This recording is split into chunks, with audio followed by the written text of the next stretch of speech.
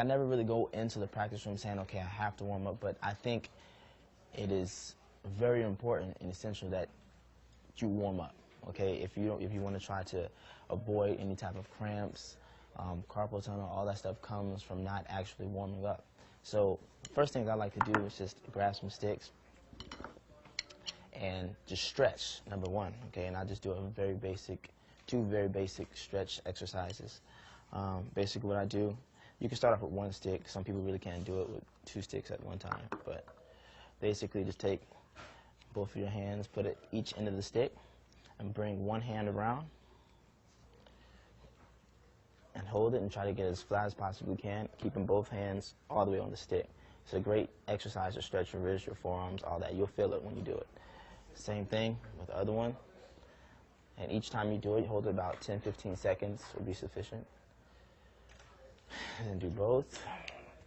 Hold it for a little while. And do that like 2 or 3 times, 15 seconds apiece. And you do it with 2 sticks after. And then just to get the blood flowing, I usually, you see a lot of drummers who do this.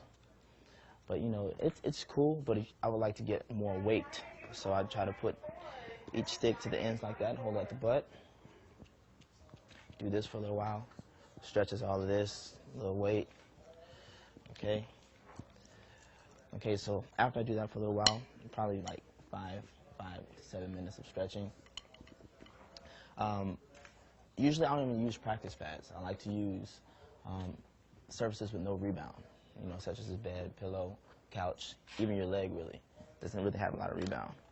But it helps strengthen your arm and your wrist and everything. So I usually like to do that. But the exercises that I usually do, basic singles, doubles, paradiddles, and I like to apply the molar technique, which is a dope technique to allow you to be able to play for longer periods of time, more efficiently around the drums, but definitely without using as much energy as you would just going.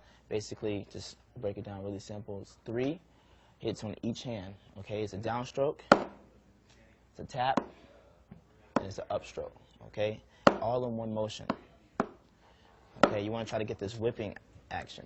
Jim Chapin, a drummer by the name of Jim Chapin, showed me this technique, and it's very effective because as opposed to doing singles like this and just using your wrist, no arm action or nothing, you can't only do this for a certain amount of time before you start getting tired, before this starts cramping up. So I usually like to use the molar technique, and you get twice the amount of speed.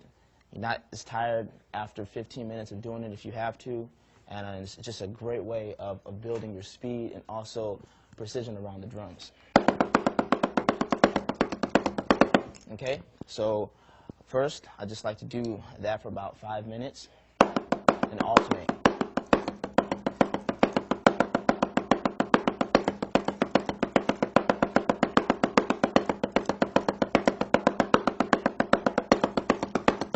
And I like to do them together as well to really even out both hands. Okay, so you don't want your right hand to be stronger than your left one. So I try to do it with no flams. That's as possible. And you can also break them down into 2 hits as well, as opposed to 3. With the same type of motion, kind of like a seesaw kind of bow motion.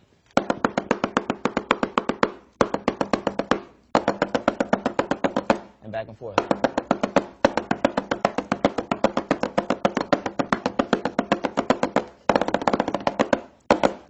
And you can apply that as well to paradiddles.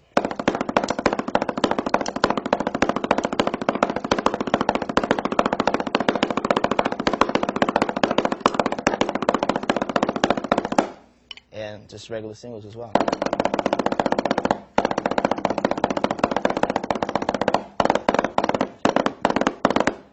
Okay, so that's basically what I like to do. Doubles as well.